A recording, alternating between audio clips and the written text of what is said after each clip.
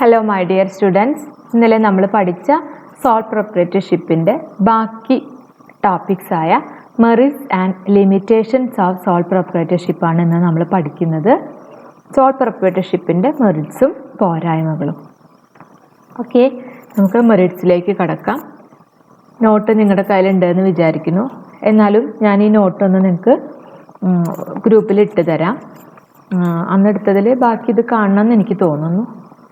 എങ്കിലും നമുക്കതൊന്ന് ഞാനത് ഗ്രൂപ്പിലിടാം. Okay, first one is quick decision making.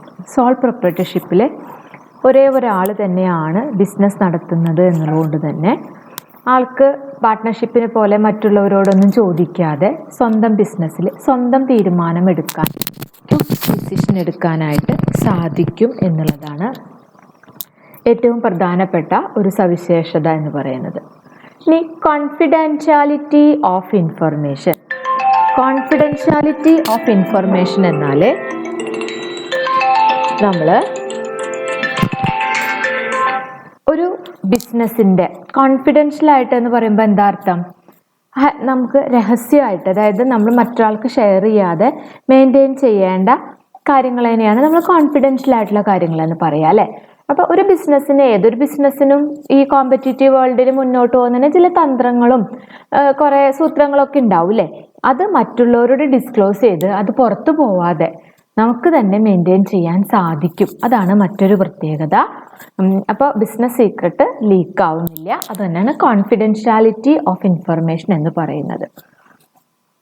Direct incentive. ഒരു ബിസിനസ്സിൽ നിന്ന് കിട്ടുന്ന ആ ഒരു പ്രോഫിറ്റ്, ഇൻസെൻറ്റീവ്, അത് നമുക്ക് വേറെ ആർക്കും കൊടുക്കേണ്ട കാര്യമില്ല. നമ്മൾ തന്നെ ഉപയോഗിക്കാം, അല്ലെങ്കിൽ മറ്റൊരാളോട് കണക്ക് ബോധിപ്പിക്കേണ്ട കാര്യമില്ല. നമ്മൾ ഹാർഡ് വർക്ക് ചെയ്യുന്നതിനനുസരിച്ചുള്ള ബെനിഫിറ്റ് നമുക്ക് കിട്ടുകയാണെങ്കിൽ അപ്പോൾ നമുക്ക് ഹാർഡ് വർക്ക് ചെയ്യാനും തോന്നും. അല്ലെങ്കിൽ ചിലപ്പോൾ ഒരുപക്ഷെ അലസത തോന്നിയേക്കാം.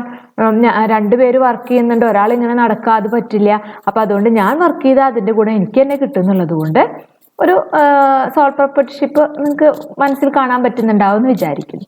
ഇനി സെൻസ് ഓഫ് അക്കംപ്ലിഷ്മെന്റ്.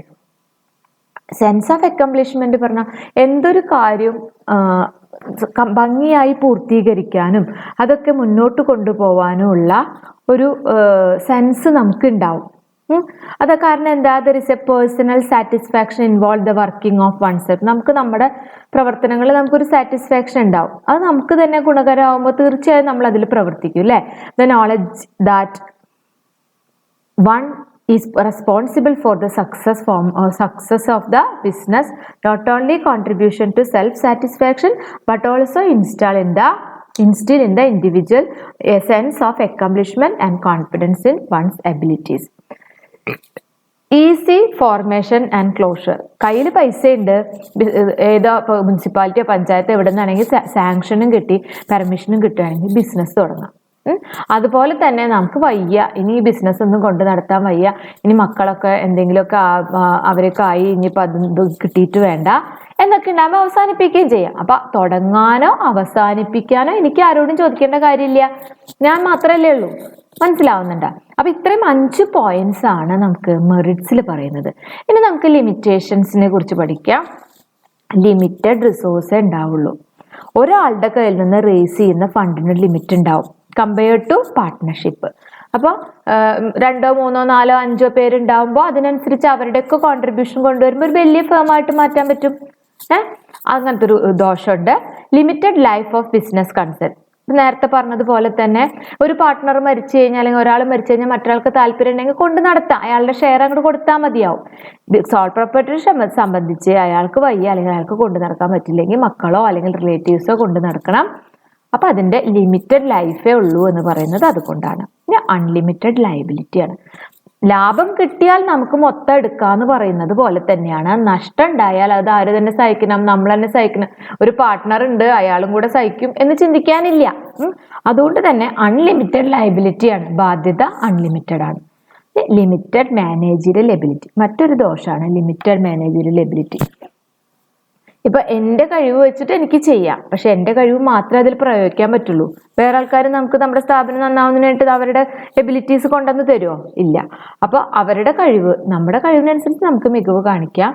അല്ലെങ്കിൽ ഞാനിപ്പോൾ 2, 3 പാർട്ട്ണർ ഉണ്ട്, അതിൽ ഒരാൾ ഇത്തിരി അത്രയും കൂടെ സജീവമല്ല അല്ലെങ്കിൽ അത്ര കഴിവുള്ള ആളല്ലെങ്കിലും മറ്റുള്ളവരുടെ കഴിവ് മൂലം സ്ഥാപനം കോട്ടങ്ങളില്ലാതെ മുന്നോട്ട് പോകും. അത് സാധിക്കില്ല. അദ്ദേഹത്തിന് കഴിവുണ്ടെങ്കിൽ അദ്ദേഹത്തിന്റെ ബിസിനസ് കൊണ്ടു നടക്കാനായിട്ട് സാധിക്കും. So sole proprietorship is over. ഇനി നമുക്ക് അടുത്ത ദിവസം അടുത്ത ടോപ്പിക് പഠിക്കാൻ. നമുക്ക് ഇനി പാർട്ട്ണർഷിപ്പ് പഠിക്കാനുണ്ട്, ജോയിന്റ് ഹിന്ദു ഫാമിലി പഠിക്കാനുണ്ട്, കോപ്പറേറ്റീവ് സൊസൈറ്റീസ് പഠിക്കാനുണ്ട്, ജോയിന്റ് സ്റ്റോക്ക് കമ്പനി പഠിക്കാനുണ്ട്. അപ്പോൾ അടുത്ത topic joint Hindu family business ആണ്. അടുത്ത ദിവസം അടുത്ത ക്ലാസ്സിൽ ഫ്രൈഡേ നമുക്കത് എടുക്കാം. Okay, thank you.